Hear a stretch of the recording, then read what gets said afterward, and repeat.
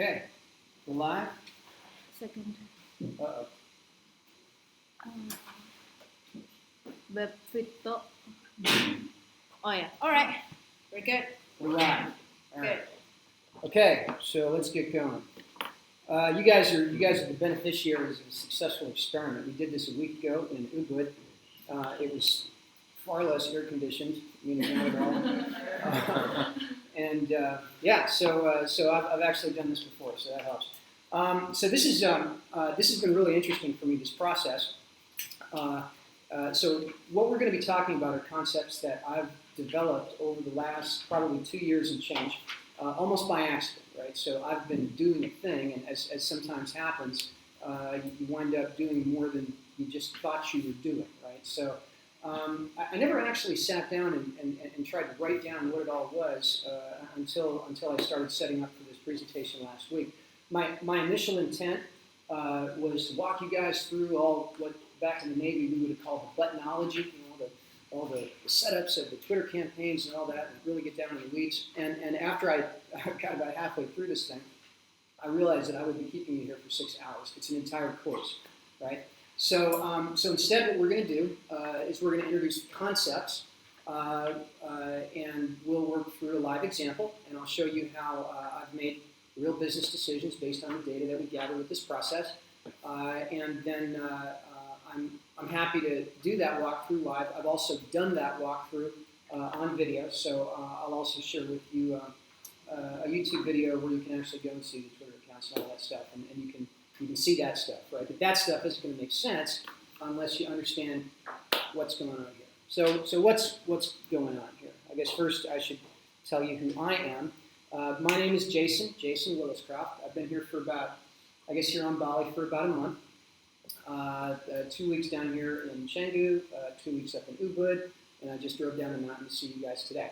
I have been to Indonesia before. It was 20 plus years ago. I had to drive.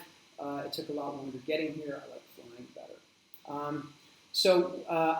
I'm a software engineer, right? So I make applications.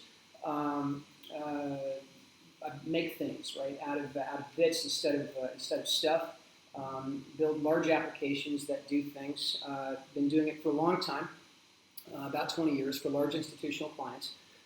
So at some point, I sort of graduated from building single applications to building sort of multiple applications and wiring them together and running teams that do that and stuff, right? So now I get to call myself an enterprise systems architect, and it basically means I do the same thing, but bigger. I'm also old. Until Jonathan walked in, I think I was the oldest guy in the room. Thank you. Right, so that means I'm more or less automatically a consultant. Yeah. Always the oldest guy. Oh, probably still me. You're an old man. Yes, sir. I remember the 70s. So I make my living sitting in a chair, right, with my time. What do I do? Well, I've been through a lot of industries. That happens when you've been around for a while, right? So you can tell from the picture, I started out in the military. Used to say I spent half my professional life in the military. Now it's more like a third because time marches on. So in the military, I did a lot of operations. I was Navy and the Marine Corps. So a lot of guns and explosives and stuff like that. But also data, right? So we did this thing called tactical decision support systems. Scenario. We had a sniff of a submarine in the vicinity 15 minutes ago. We'd like to know where he's going to be 15 minutes from now, so we can drive a torpedo up his tailpipe before he drives one up ours, right? So there's data involved and math and some sweat between the shoulder blades, and it gives you a real close view of how data functions and why it can be important. After I left the service, I went into the financial sector, right? So I worked for big financial institutions and insurance companies. It's all sort of finance. Again, data, right? So marshaling data at industrial scales, often hundreds of billions of data elements per day, bringing multiple sources in, mastering them, matching them, and all that kind of thing, doing the analytics to make sense of them. And then now, internet stuff, right? So again, decision-making systems, automation, right? Bona fides, here are some of my clients. These guys are all in finance. Just as a point of reference, if you add up all the assets under management of all my financial clients, you're going to come up with a number that's roughly equivalent to the gross domestic product annually of Japan. Right? At the end of the day, what I do is I build tools. The tools that I build help people. Hey, what's going on? The tools that I build help people make better decisions. Right? So that's. It's a little bit of background, but I just want to give you some context, right? Because this is what we're doing here, okay? So the idea here is to take a bunch of ideas that may not be all that good and find the good ones and make decisions the cheap way, right? Instead of the expensive way. So let's talk about that. So okay, so let's take a departure. Jonathan, could you tell me the most valuable thing that you can think of? My wallet, I guess. Fair enough. Okay, so we're on Bali, right? So we do yoga and we think about the cosmos and you know, right? And you know, lots of amorphous things and things whose value is sort of infinite, right? So, sir. Most valuable thing, sleep. Okay, another one, right? So what I want to do here is I want to confine our consideration to concrete things. Not that your mother's not a concrete thing, but she can't be bought or sold, right? And so I want to think about things that are discrete, have an identifiable value, and things that can actually be bought or sold, right? So Jonathan, you want to take another stab at it? Something you can buy or sell in a marketplace? Well, what if my mother was a prostitute? That's I guess just not good. Let's I'm screw up your. not going to go there. All right, fine. Well, how about this? Okay, so let's pick somebody else.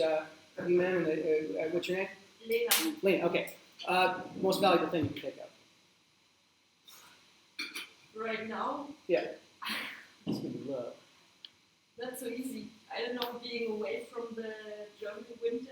I don't know, I just enjoy it so much, but it's not that valuable. I'm gonna take a stab. But something like you said, that family, yeah. Fair enough. I'm gonna take a stab at it.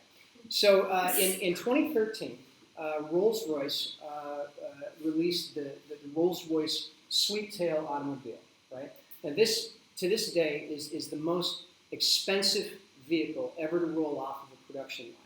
Right, so they sold this thing for $13 million, and the name of the buyer was undisclosed. And I'm using the term buyer in the singular because there is only one. Right, off of the factory line, only one of these vehicles ever rolled. And that's interesting, right? Because here it is, the most valuable car in this case ever made, and the quantity made is very low, right? So by contrast, since I've started talking, about 17,000 billion mopeds have driven by outside the windows back there, right?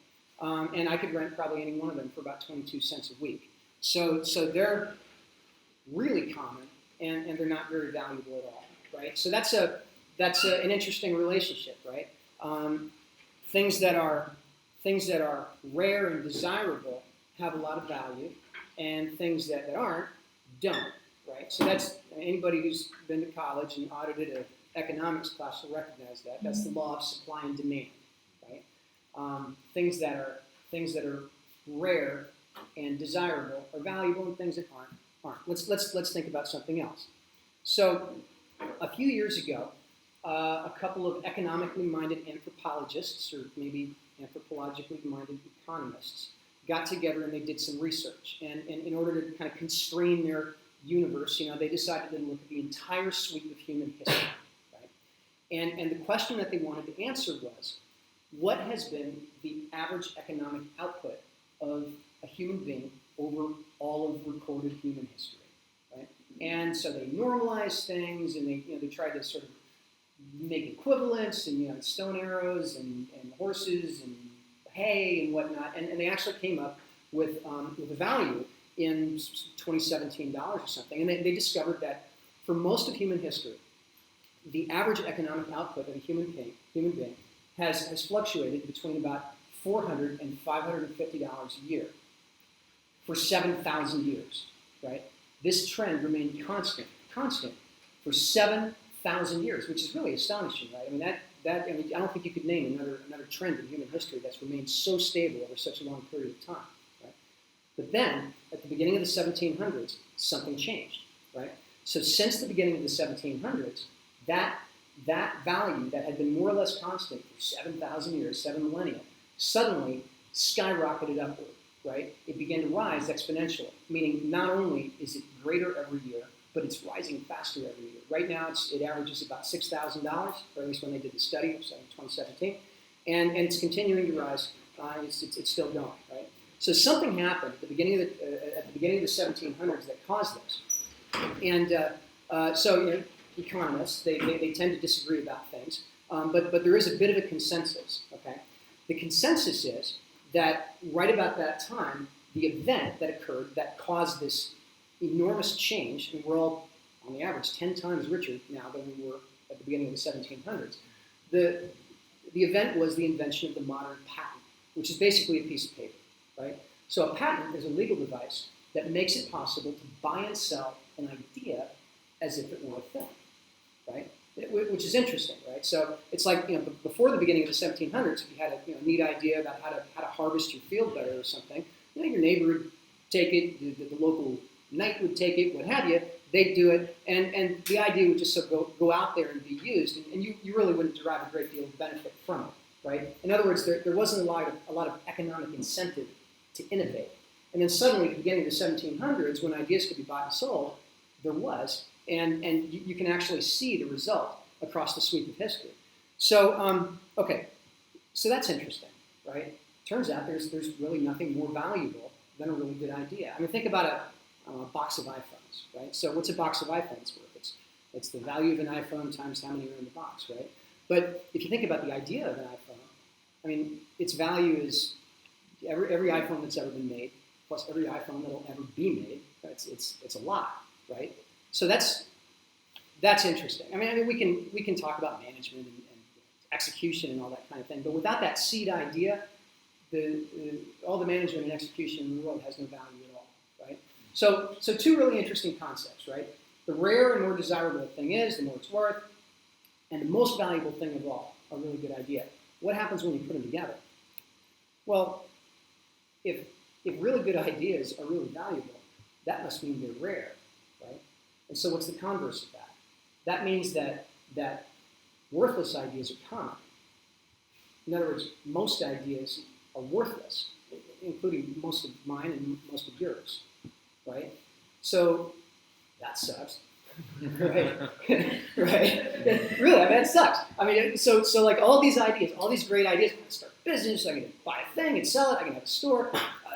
Most of them are going to fail, right? And I don't know about you, my experience kind of backs that up, right? The truth is that the vast majority of the ideas that I've had, and probably most of you, if you actually wrote all of them down, including the ones that you just rejected out of hand, they probably weren't all that great, right? So this is a bit of a problem, right? And so that's kind of what we're here to talk about, right? How do we start with a large number of really stupid ideas and somehow, in a sort of scalable and cheap and doable fashion, find the good ones without killing ourselves? Okay. So let's step back, way back into ancient history, before the invention of social media. So say like 2005, right? And let's consider the situation, right? So let's say that there were 10 ideas or 10,000, right? And what did we do with them, right? Well, you kind of have to pick one, right? I mean, you might think about something and workshop it around and talk to your friends and talk to your mom who probably liked all your ideas, talk to his mom or something, right? Like there's somebody, right? Somebody will help you sort of narrow it down. But at the end of the day, you kind of have to pick one, right? You have to pick an idea and you have to do something with it. Build a factory, open a store, buy something, sell something, write a book, whatever. You have to do something with it in order to test your idea, right? And then, one or two things would happen, right? Either you'd be the lucky guy and you'd succeed and you'd make a lot of money, or you'd be one of the other guys, right? And, you'd fail. And that can be bad, right? I mean, depending on the stakes, right? And you might lose your fortune or your family or your life, right? So that's failure sucks, right? We all know that. I don't know about you, but I've been there plenty of times.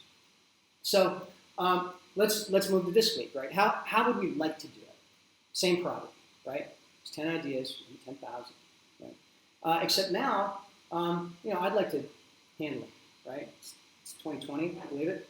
So I want to handle these ideas. I want to do something, right, that will enable me in some magical fashion to pick a good one, right, and then just do something with that good one, put all my eggs in that basket, right, and then kind of be that guy, right. So I'm an engineer, and that's a black box, right. This is becoming interesting because that looks like a problem to solve. Let's give it a name, right. I'm going to call that discovery, right. So the process inside that question mark, the thing that we wish we could do that would somehow enable us magically to sort of pick the good idea out of the morass of crap, right? Let's call it discovery. And that's all we've done is named it, right? That doesn't solve the problem, okay? But at least we could talk about, if we had a solution to this thing, who in here is an engineer who makes things, okay? Right? So you know how it goes, right? I don't know how this thing works yet, but I know how I want it to behave, right? So what are my requirements for the discovery process, since I don't know what's in the box? Well, okay, maybe I should start early, right? Because if there are 10,000 ideas, probably haven't had one yet, right? So maybe I should just start with ones I have and maybe erase the obvious boners and sort of maybe focus my efforts on the ones that aren't completely stupid, right?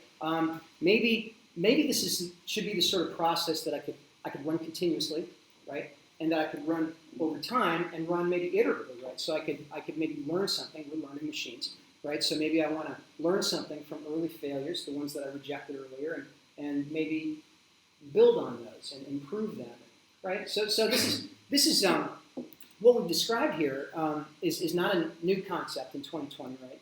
We call this scalability, right? In other words, how do I want to solve this problem?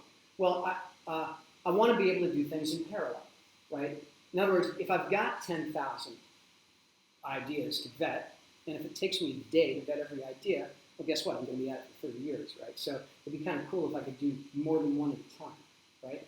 And if it costs $10 to vet each one, that's a pretty nice house on Bali, right? So maybe I want to be able to vet ideas in a way that's not only that I can do in parallel, but also that's super cheap, right? I don't want to pay a lot of money to do this because I want to be able to do a lot of them. I want to do them in bulk. I want to do it at scale, right? So these are my requirements, okay? This is what I'm looking for in a process that's going to enable me to do this. Well, we've kind of had a stab at this already, okay? So let's go back into ancient history. Not quite as ancient. Let's go to 2009, right? Remember that year? Okay, so back in 2009, there was this thing called Google AdWords, which is now gone. I had to search an extra 30 seconds to find that logo, right? Now it's Google Ads, different logo. So there was this process, right, that had been invented, right? And you've probably seen this before. Should stop me if you haven't. So in this process, the way it worked was you'd buy some cheap Google Ads, right? You'd bid on keywords, you'd buy some Google Ads, and you'd bid a real low bid, like just a few cents per keyword. And you'd use those ads to drive just a few clicks a day, some traffic, to a landing page that you created that expressed your big idea, right? And you'd do what you have to do with Google Ads. You'd make the keywords on the landing page line up with the keywords in the ad, blah blah blah, all that stuff, right? You'd make it work, right? And then at the end of the day, you might get 5 or 6 people who would land on your page, right? And 1 or 2 of those people, if you were lucky, would go, I want one of those, and so they'd sign up on your landing page, right? And you'd capture their contact information and you'd start this trial, right? And you'd talk to them, and over a period of time, you would iterate with those people, and you'd sort of bring you'd iterate your idea. You'd change the content of the landing page as you learn more about what your tribe wanted, and of course you'd get more people to sign up, and that would alter the constituency of your tribe, and eventually 1 or 2 things would happen, right? You'd either bring your tribe and your idea together, and now you've got a product or a service, and you'd have sort of a ready-built marketplace to sell it, right? Or not. It failed, it faltered, it wouldn't work, and nobody would sign up, and you'd, congratulations, you got a dumb idea, you'd send me garbage, and you'd go do it with something else, right? So you'll recognize this, right? That's old Tim Ferriss, right? That's from the 4-Hour Work Week in 2009, right? And it's a workable process, right? I mean, there are thousands of businesses that were started since then that followed exactly that model, right? Where he called it a muse, right? Where they do exactly that, and ultimately they'd have a little industry, and there were probably tens of thousands of businesses that didn't get started, or at least didn't get off the ground the same way by design, right? They sort of fail early, fail often, right? And that would be the end of it, right? So so that's cool, but there are a couple of issues with this process, at least when you got 10,000 out, right? When you want to do this at scale, things are going to start breaking. Okay, so first of all, Google Ads, no longer Google AdWords, right? Google Ads no longer supports the low bid, low traffic model, right? So these days, if I bid a couple of cents on a Google ad, instead of getting 4 or 5 clicks a day, I'm going to get 0, right? And so, okay, I'm going to bid more, right? So if I bid 20 or 30 cents on the same keywords on Google Ads, I'm going to get 0 clicks, right? And generally speaking, I gotta sort of get way up there into the dollar range before I really start getting traffic. And at that point, when I'm spending $1 per click just to sort of test out an idea and see if I can get somebody to sign up for something that doesn't actually exist, that gets expensive fast, right? Like you're gonna blow through your budget awfully quickly, right? So that's tough, right? That's a systemic problem. You know, they just don't support it. They don't do that anymore, and neither does Facebook, neither does Instagram. None of them do that anymore. Okay, so what else? Well, the good news is all you had to do was build a landing page. You didn't have to actually have to build a product, right? But the bad news was you had to build a landing page, right? And it takes time to do that.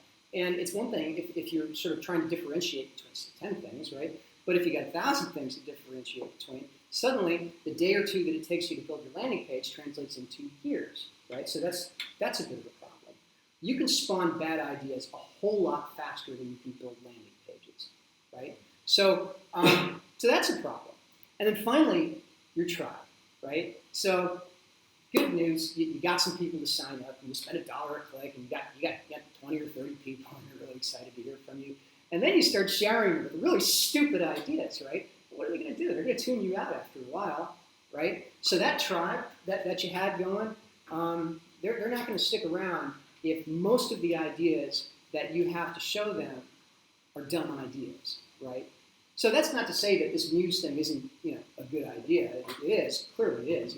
Ferris made a ton of money for one thing, and a lot of guys have, right? But this is the sort of thing that you do once you've already narrowed your 1,000 or 10,000 dumb ideas down into a few that are actually workable, right? You can't apply this to the bulk problem. It's just not scalable, right? Scalability was a problem all along.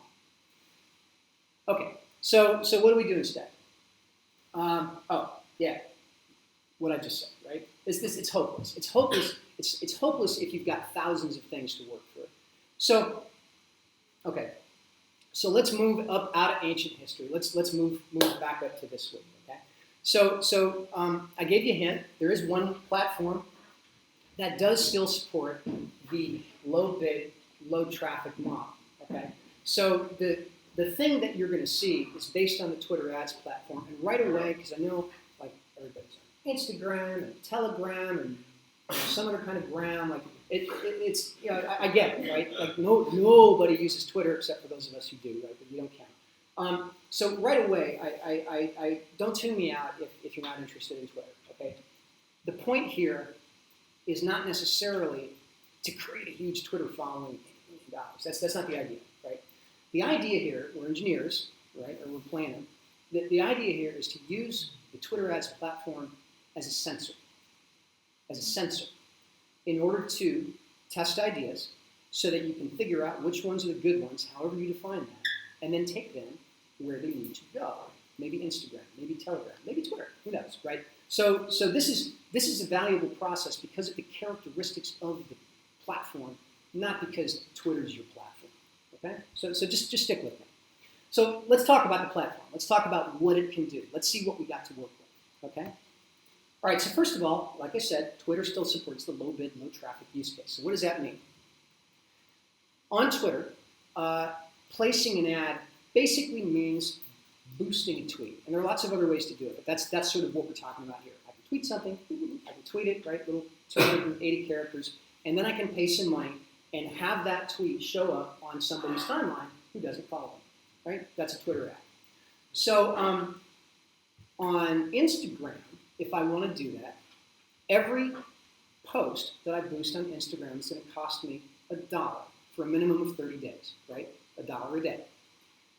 On Twitter, every campaign that I run is going to cost me a minimum of $1 a day. But I can have as many ads as I want in that campaign, okay? So what that means is if I've got 500 tweets in my campaign, I can still tweet them out there, right, nice and slow, and over time build a statistically significant sample for $1 a day. So that's cool. Okay, no landing page required. So what we're measuring here is a thing called an engagement. Okay, what's an engagement? An engagement means somebody saw a tweet on their timeline and they touched it, they opened it, they clicked on it, they liked it, they followed it, which is nice. They did a number of other things, and they all sort of lumped together into this number called an engagement. Okay, but the point is that the engagement happens on the platform. There's no landing page. There's nothing you need to create off the platform in order to support the testing of your idea, which is cool. It makes it easy, right? It's cheap and easy.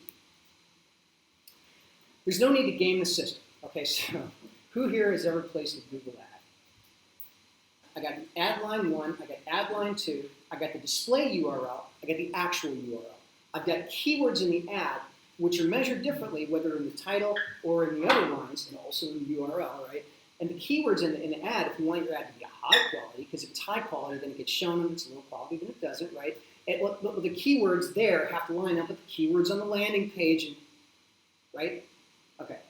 Not only do you not have to do that with a Twitter ad campaign, you can't do that. There's no way to game the system. It just is what it is. You just tweet, right? So, again, simple. You write a message, you publish it, you're done. Okay, so what does all this mean? So, we talked about iteration, right? This notion of scalability, right? What makes something scalable? It's easy and it's cheap, right? Well, tweeting is easy and it's cheap. We've talked about cheap, and that's easy, okay? So things that are easy and cheap, going back to economics 101, when something's easy and cheap, you get a lot more of it. And here, the things that's easy and cheap is the iteration, right? So you get more iterations, it means you can go higher, faster. Okay, simple format. So we're not selling stuff here, okay? What we're doing is we're testing ideas. We're not looking for a conversion. We're looking for a response, right? So I don't need like dancing bears and bells and whistles and all that. No. I want to share my idea. I want it to be simple. And the Twitter format is very simple. 280 characters. It's text, right? Some of those characters can be a URL, so I can share an image, maybe a link, and that's it, right? There's not a whole lot of room. Keeps it simple, right? Which means that your message has to be short and concise. Who's here in advertising? Yeah. Okay, so if I publish an 8-page ad, what are people? How are people going to respond to it? They're not going to read it. Right? Exactly. Right. This is a maximum 240 character, not even an ad. Right? Okay. Analytics. Right. So despite the fact that this is real simple, there's really deep analytics. You can see who responded. You can see when they responded. You can see who the people who responded follow. Right? In other words, what ties them together? All those demographics. They're all available to you right on the platform, and there are also lots of other third-party analytic tools that kind of expose that stuff to you. Right? So easy and informative. Influencers. So if we go outside, if we can find a flower bed outside, I guarantee you there's an Instagram influencer standing in it right now taking pictures. Right? Okay, so look, the truth is, influencers can be useful, right? Because if I look at my followership, if I've got followers on Twitter, and I see, oh wow, all my followers follow Kim Kardashian, I shoot myself, right? Right? But okay, say they follow him, okay? That tells me something about my followers, and it makes me wonder, what if I reached out to the other people? Because after all, not everybody who follows you is following me, right? So what if I want to talk to those people who follow him because they may be interested in what I have to say, right? So influencers are back to engineering, a dimension, right? Kind of a twisty dimension, but an interesting one, and a very informative one, right? And so the analytics that we can get our hands on Twitter actually make it really easy for us to see who's following who pays attention to who, and how does that interact with the message that we're trying to test, right? Okay, and then finally, so remember that tribe, that our little sort of embryonic tribe, right? That we don't want to pester with dumb ideas. So, and this is particularly true if, like, if you're an Instagram maven and you've never been on Twitter before. Everybody who you're sharing your dumb ideas with is a stranger.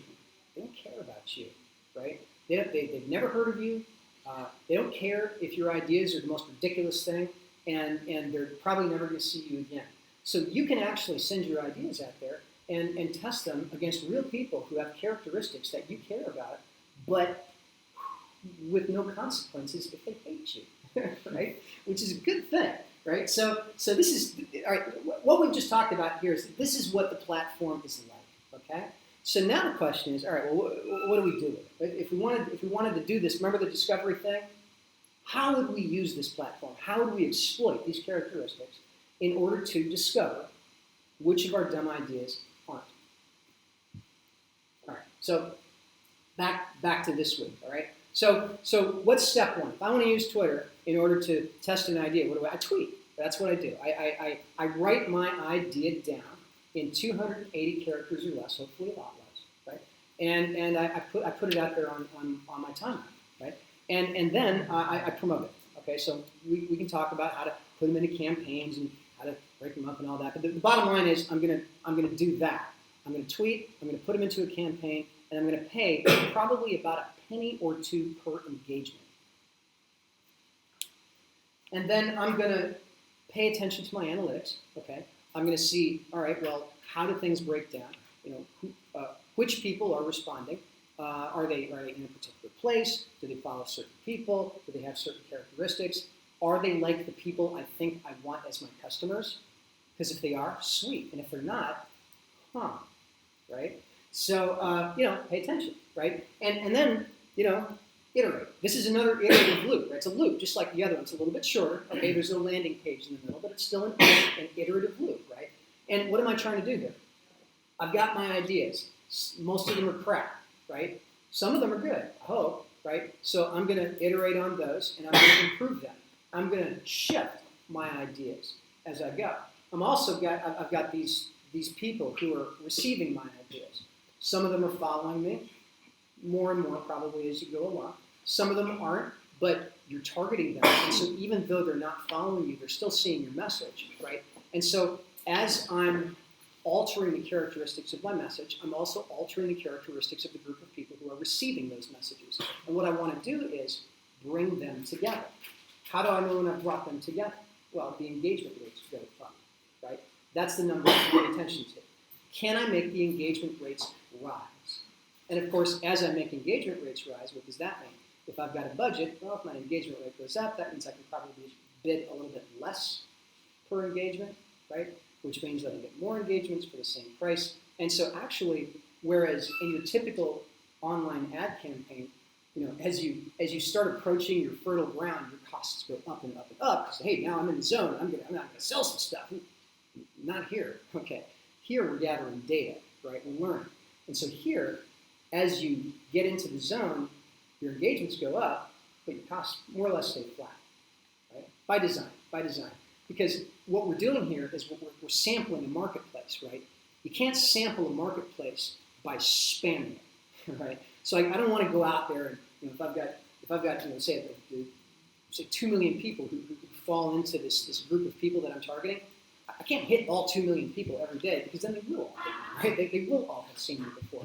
So instead, I want to, I just want to touch them here and there, right, and get my message out there without guaranteeing that they've all heard of me and they all hate my guts, right? So this is a process that does take time, right? It happens over time, and that's go back to the slide that we had earlier. Start early and operate continuously, right? Okay. So that's what the cycle looks like. So look, really none of this is new, right? I mean, if you're in the business of having ideas, and I'm going to guess that if you're here on Bali and you're at work, right, you're probably in the idea business, right? So if you're in the business of having ideas, then you understand this already. You understand it intuitively, that developing ideas is a thing that does happen over time, right? You revisit the same idea over and over. The trouble is that we all have our favorites. I've got ideas. I love them, right? And I've failed on the same idea so many times because it's my favorite. It's like my baby. I can't let it go. I certainly can't kill it, right?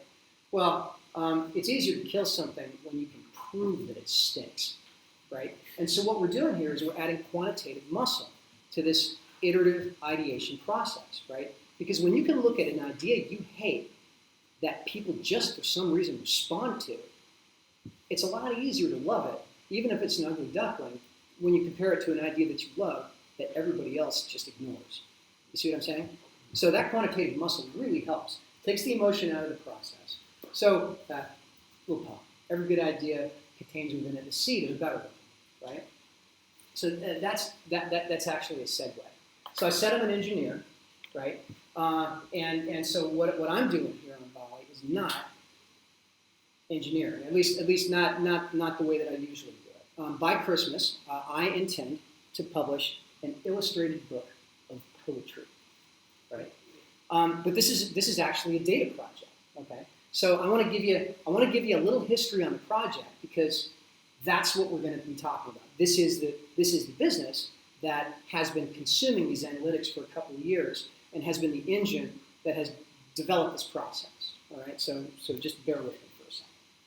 All right, so 2013, I had this. I'm sitting at work and looking at Twitter, and it suddenly hit me. Wow, what form of literature could fit entirely inside a tweet? Well, haiku. So I wrote one. It stank, right? But it fit inside the tweet, and that was cool. Haha. So I opened up a Twitter account, and that was it. So so I did that occasionally, and after a while, it became a habit, and then it became a hobby. By 2017, I actually had a backlog. I started using a scheduling tool, and I didn't actually talk about it because who would? But but the point is, I actually I had some stuff out there, and surprisingly, people were responding to it on Twitter, which is odd. So in late 2017, I just started to wonder because I at that point I think 200 or 300 followers, right? And so I wondered, geez, I wonder if somebody saw these who wasn't my follower already, how would they respond? And so I went and I looked at the Twitter ad platform, and so I went the usual route that we go with online ad platforms. They tell you how much you ought to bid. Oh, your bid range is 30 to 60 cents per click. Seems like a lot of money, but okay. I only want to spend $1, so I bid 30 cents from the bottom of the range, and I got 3 engagements, and I'm done for the day. Right? That's cool. So the next day I spent another $1, and it just wasn't very exciting. And so I thought, well, geez, I'd like to get a lot more engagement, so let me raise my budget. And so then instead of spending $1 a day, I was spending $5 a day, and I was spending $10 a day, and I went, oh my God, this is like I can't do this, right? This is poetry. So then I had this idea. Like, do I really have to bid 30 cents? What if I bid 15 cents, right? So I cut my bid in half, and a funny thing happened. I still hit my limit, right? I still hit my daily limit, but I got twice as many engagements, right? That's funny. So I cut it in half again, and I got twice as many engagements, and I still hit my limit. And I kept cutting it in half until I got down to, at that point, I think something like 3 or 4 cents before finally I didn't quite hit my daily spend limit, right? So it turned out that the number one, the recommended bid range was way too high, right? But it turned out that I could actually get, I could get engagement super cheap, right?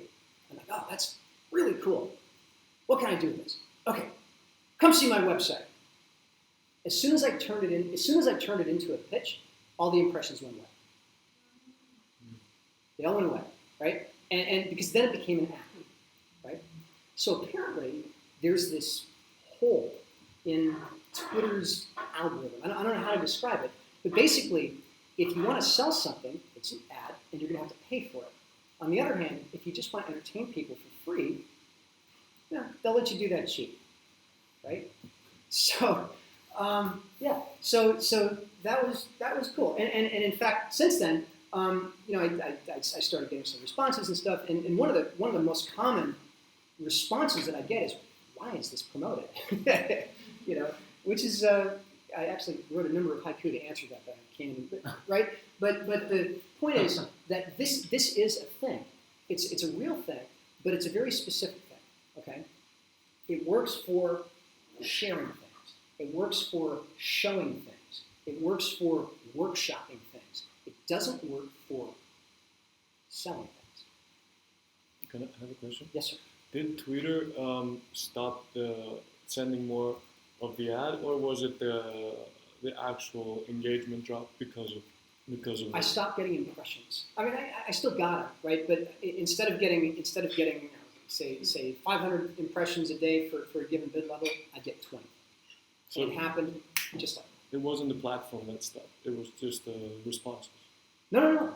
So Twitter serves the impressions, right? So an impression happens every time your ad, it's an ad, right? Happens every time your ad shows up in somebody's timeline, right? So Twitter serves those. And then the engagement happens when they interact with it, right? So my engagement rate also went down because people don't like being advertised to, right? But the impressions went down too, right? Which told me that something about Twitter's algorithm said, hey, this ought to be more expensive. You're not bidding enough, right? As long as I kept it light, as long as I stayed to the sort of the heart of the idea, right? Like this is a gift. As long as I kept it a gift, it was cheap. As soon as I turned it into a gimmick, it went away. The effect went away, and that's consistent. This has been going on for 2.5 years. Millions of impressions, hundreds of thousands of engagements.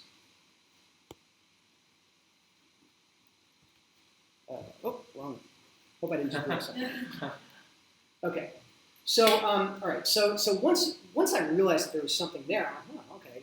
Now I know the engineers turned on, right? I'm like, okay, can I optimize this? Can I do something with this, right?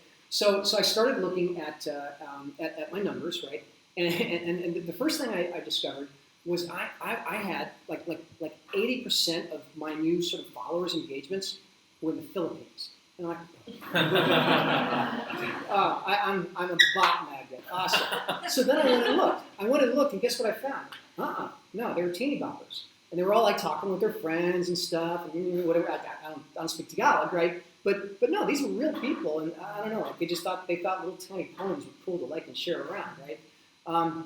But they clearly didn't understand them. And I was like, all right, this is probably not my audience, right? So I went into the targeting stuff, and I shut it down, which was cool because then the world was allowed to turn into the English-speaking world. And I also went and used geographic targeting in order to target my campaigns into countries where English is the official language, right? So geographic targeting was my first lesson. It's necessary. It's going to be different for everybody, right? But wherever your market is, whatever your market is, it's probably in some place, right? So it makes sense to do that. Then I ran into influencer targeting, right? So I'm like, okay, well, who should I be showing this stuff to? And one of the options in a Twitter ad is show your stuff to people who are like the followers of so-and-so, whoever, right? And so since the whole kind of idea came from Tim Ferriss, and let's start with Tim Ferriss, and he likes Neil Gaiman, so let's do Neil Gaiman, a couple others like that. So I kind of did it in a haphazard fashion. And very quickly, you look at the analytics and you can tell. You can tell which of those influencers is producing engagements and which ones aren't, right? So that's interesting. Then I started looking at third-party analytic tools, one called TweetsMap, but there are a dozen out there that do exactly the same thing, right? And what they'll do, if you have followers, is they'll tell you who are the main influencers of your followers, right? Well, remember the story? If lots of my guys follow him, then maybe I should kind of target people who follow him because only a few of his followers follow me, right?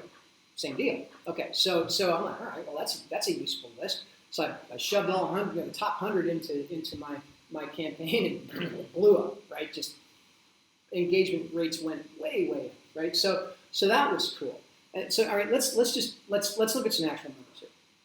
All right, so in the Twitter advertising world, a very high engagement rate for a Twitter ad is somewhere between 1% and 3%. Now, I didn't update these numbers this week because they've gone up again, okay? But right now, my top 5 promoted tweets in this particular campaign that's been running since late 2017 and currently has about 360 tweets in it. The top 5 of those average 22% engagement. The top one has, I think, 35 and change.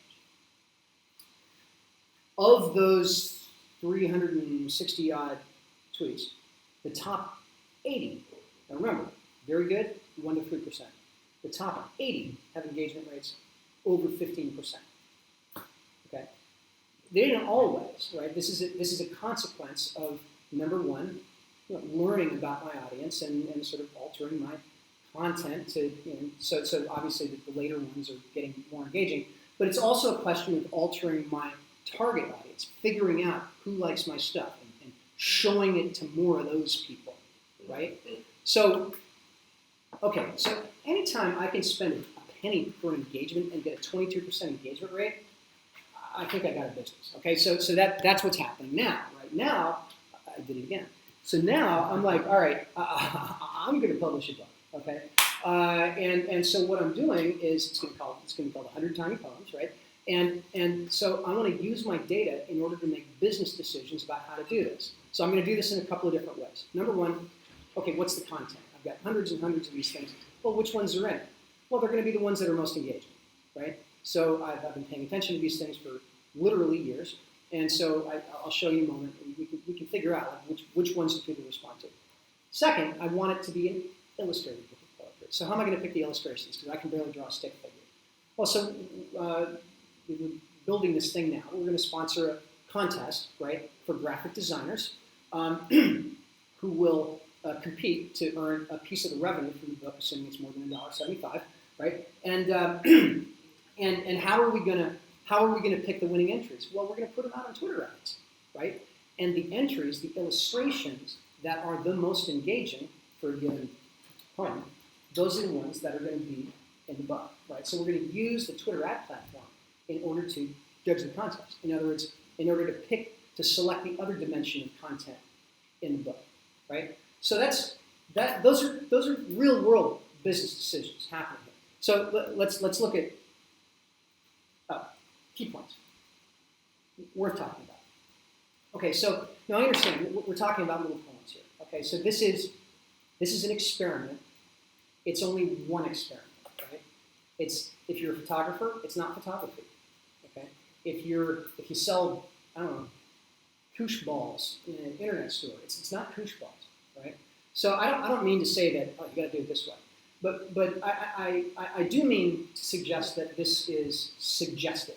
Okay, so yeah, worth thinking about. So when I look at what I've done here, each of these things, each of these little tweets is self-contained. They don't refer to one another. They're independent. They're small, right? They're concise. So if I'm workshopping some other kind of idea, if I'm showing photographs and whatever I'm doing, I think it matters that they're bite-sized, right?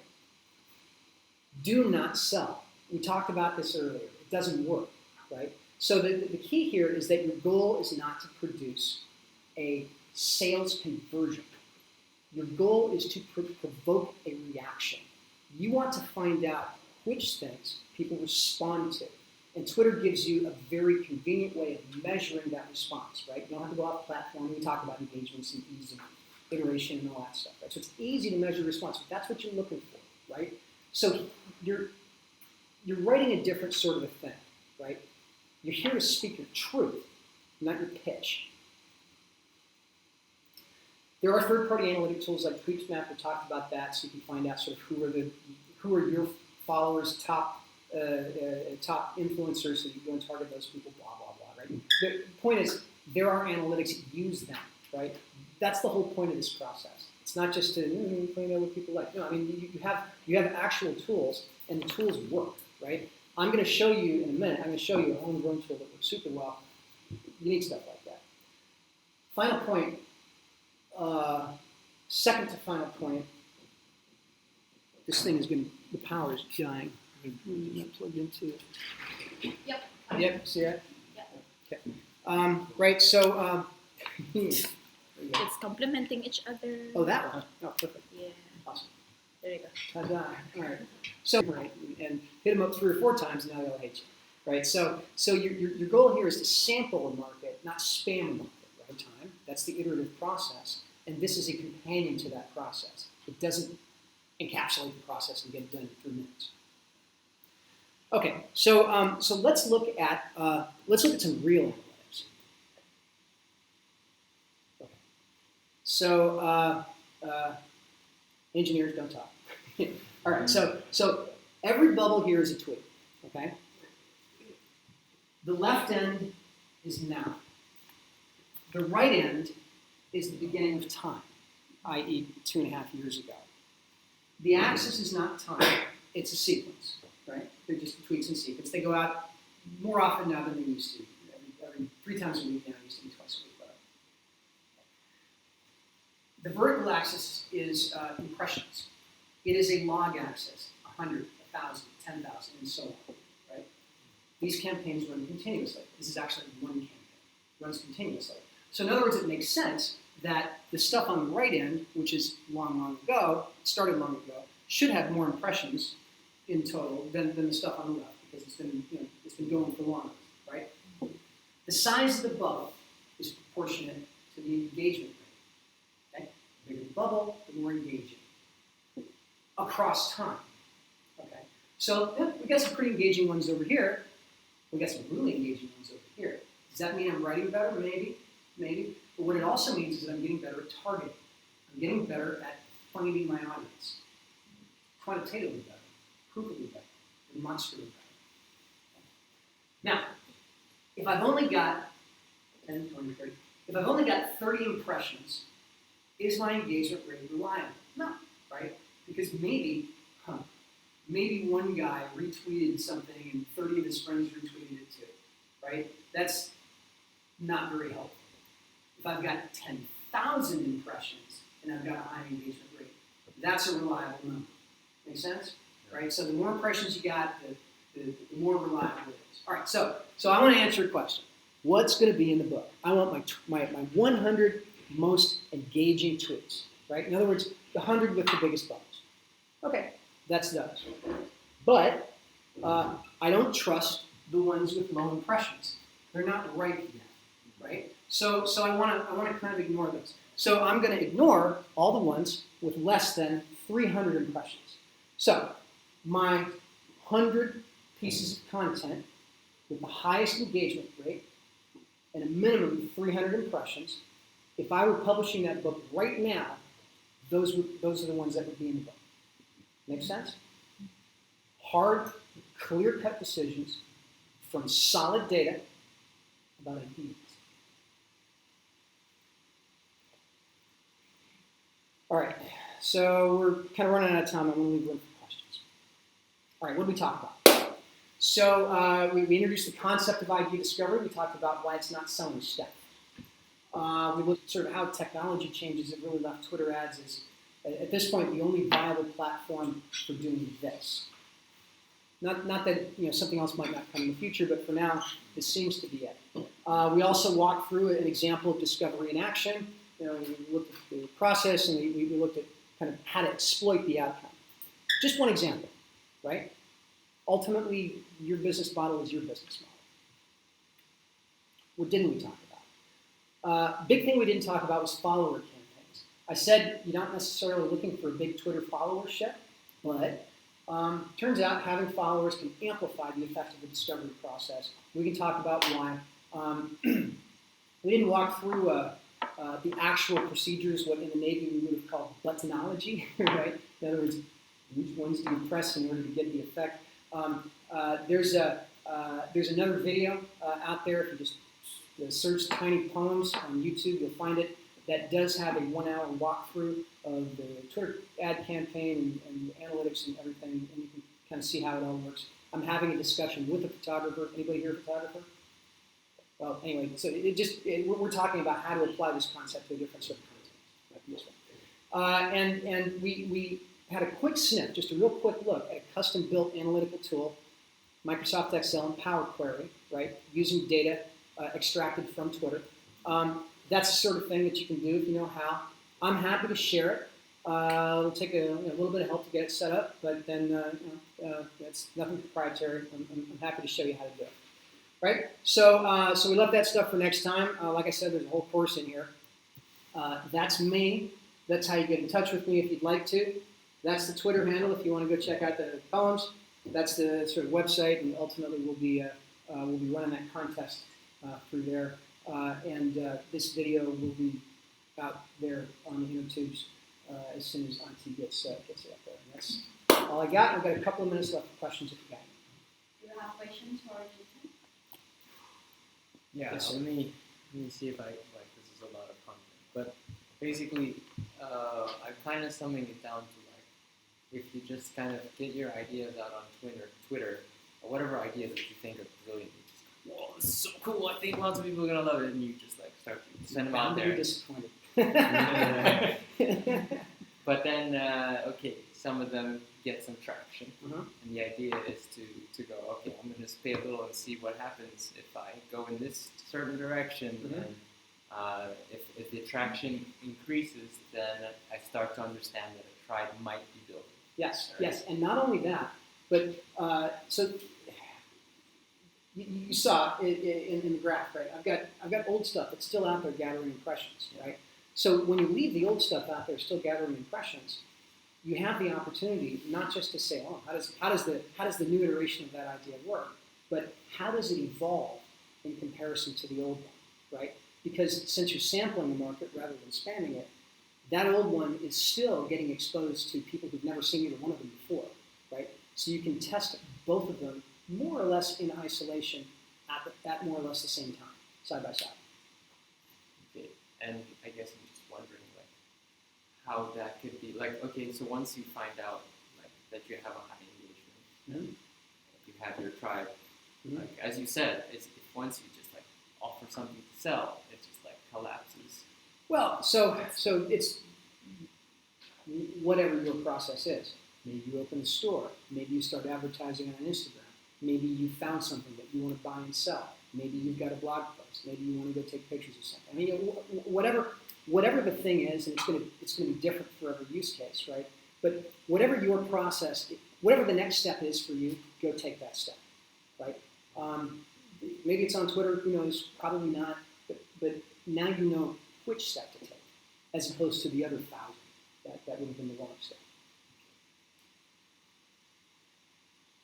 Yes. Any more questions?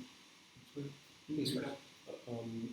Just briefly, because I guess it's a big conversation, but how would that go to like visual content, like photographic content? So the video that I mentioned, the walkthrough, I was actually sitting down with a photographer who wants to do exactly that.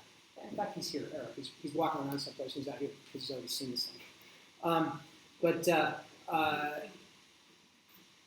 your photographs are often, I think sometimes photographers even describe their photographs as their text, right? So I think that it would work. I mean, Eric's idea was, look, I've got 20 photographs of the Dalai Lama. I don't know which one to use, right? So if you've got a bunch of different photographic subjects, Now you've got a timeline. Organize your timeline in such a fashion that it's not 20 in a row with the Dalai Lama, right? Get them out there. Use a scheduling tool in order to sort of do it in a measured fashion, so you don't have to sit there and do it manually every time, and let it run, and see which ones produce more engagement. Yeah. Is it possible to build a list using Twitter? To view a list of what?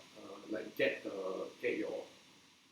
people who visited your tweets, emails, something like that. Capture emails. Emails, no, Right. unfortunately. Right. But you can. So Twitter analytics.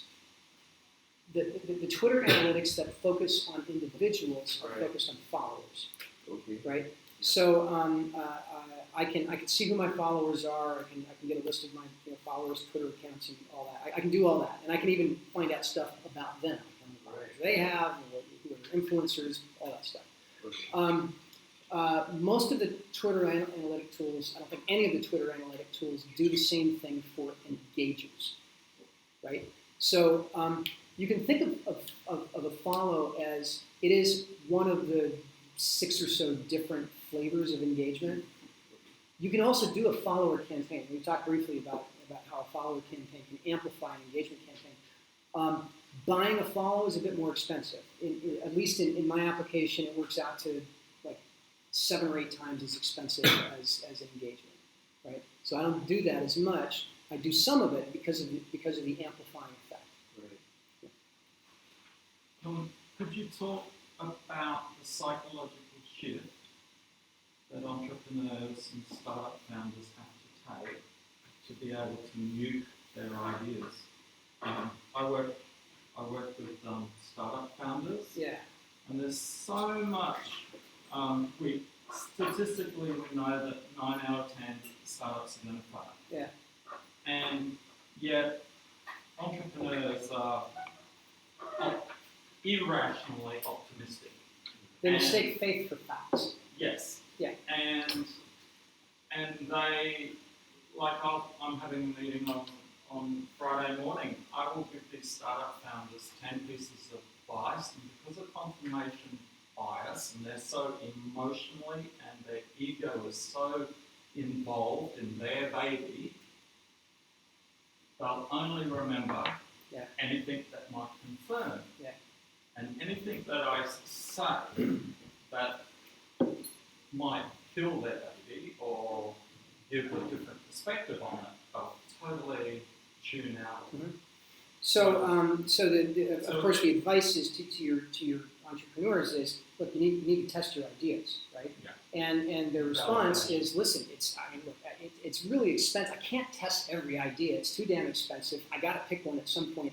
My intuition is great. I know what I'm doing. I'm going that way. Come on, follow me, right? Okay. Well, now it costs 9 cents. Okay. So we just blew the it's too expensive argument out of the water, right? That's the answer. So, in a fact-poor environment, people have no choice but to go with faith, right? And what we've done here, again, I mean, this is doing this. I've been doing this for a while. Talking about it is new, right? So these are the first time I've said these words. What we've done here is we've made facts cheap.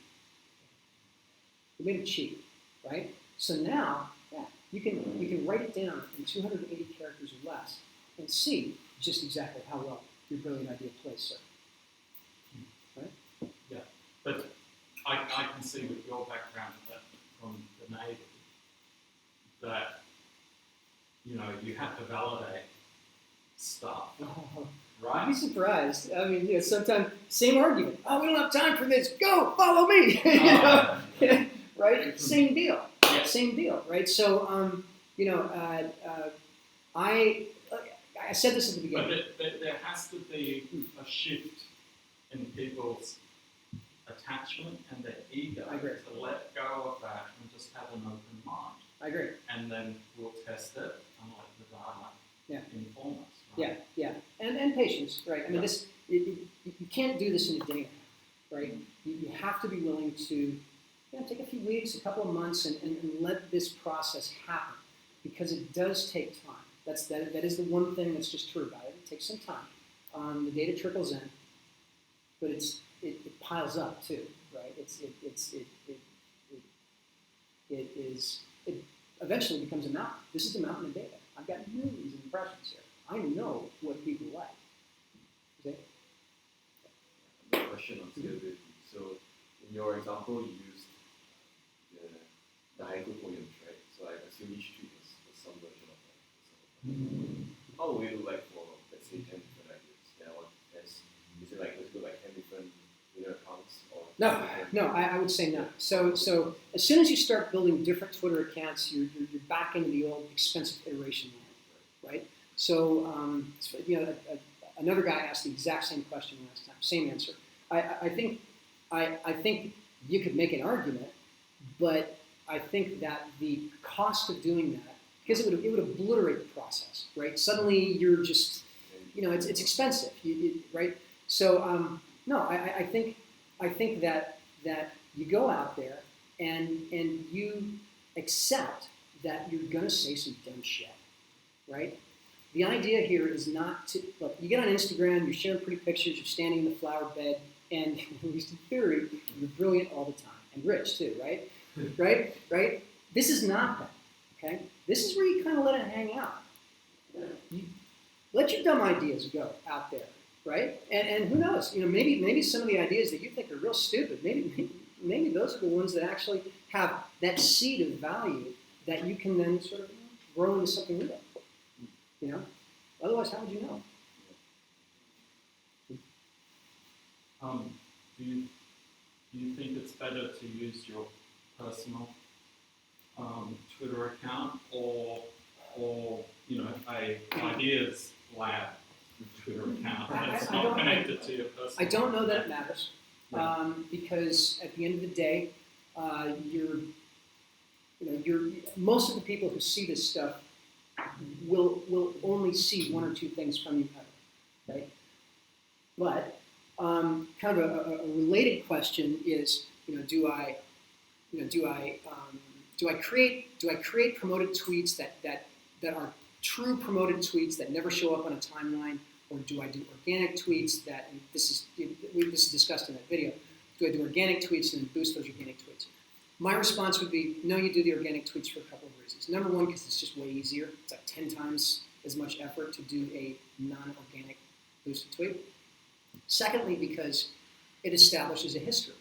And eventually, like it or not, even if Twitter isn't your platform, people are going to follow you, right? And the fact of having followers, they're only going to follow you if you've got a history, right? If you've got an empty account, nobody's going to touch it. If you've got followers, if you've got content in your account, it does affect the way Twitter promotes you, right? Everything becomes a little bit cheaper, a little bit easier because you're established, you exist, right? So I would say, whether it's your personal account or something else, I'm not sure that matters as much. I